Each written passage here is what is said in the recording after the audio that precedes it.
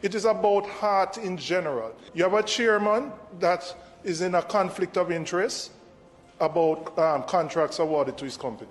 You have senior management that awarded themselves salary increases of 20, 30, 40%, and then had to get it retroactively approved by the Ministry of Finance, when Nigeria will only give us 4% for the public sector. You have students who have completed their studies and cannot get their certificates. You have restive staff, traveling officers, because of the issue with the gas allowance and the Ministry of Finance. You have restive staff. You have VTDI staff that went on strike. So there are a whole myriad of issues at heart. And I'm saying to you, Prime Minister, as the minister responsible, you have to take hold of it. You have to take hold of it. I want to ask the Prime Minister, being the minister with responsibility for the Heart NTA, does the Prime Minister, the minister with responsibility, has confidence in the chairman of the board of the Heart Trust NTA? I do have confidence in that person, who is the chairman of Heart.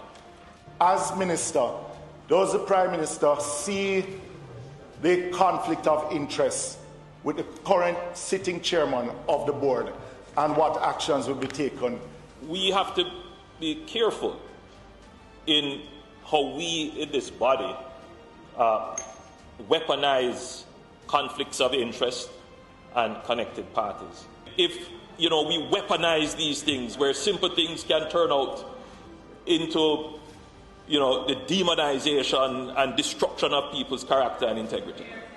So, Prime Minister, as the individual who selected this person as chairman of the board, knowing or unknowingly, or if unknowingly, knows that he's a major supplier to the entity, that you are appointing this individual. This chairman is in an industry which was utilized by Heart. He owns a business that was utilized by Heart long before he became chairman. So if it is that individual, then why not appoint him to another board?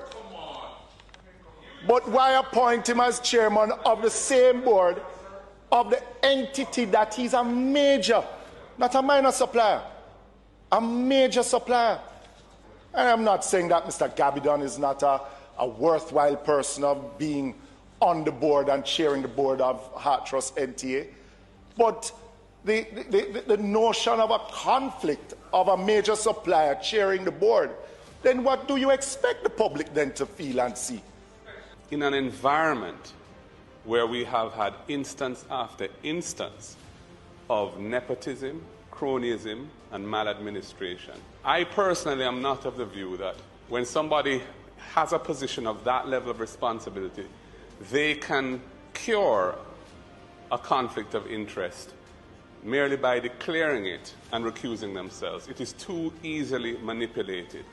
In the private sector, where shareholders may be willing to endorse a situation where there's a conflict if it's disclosed, because at the end of the day, it's their money that's at stake. That's one thing. In the public sector, where public resources are involved, taxpayers' money, scarce resources, where we have underfunded schools, underfunded health system, we have problems with garbage disposal and so many other things, to have persons assuming office and engaging in situations where their personal interests are being enriched by virtue of contracting and other commercial relations with the institutions which they have governance of. It is unacceptable. And it happens too often, and the public is sick of it. And I don't think we should talk about weaponizing it. I think we need to talk about excising it and bringing it to an end, because it has become an epidemic, and we need it to stop. Prime Minister, Heart is a strategic agency. That chairman has had issues raised. And if I were you, I would remove him and install a new board. The entity is not operating as it's supposed to. People are concerned about it. The member for South East St. Andrew indicated a litany of woes affecting it.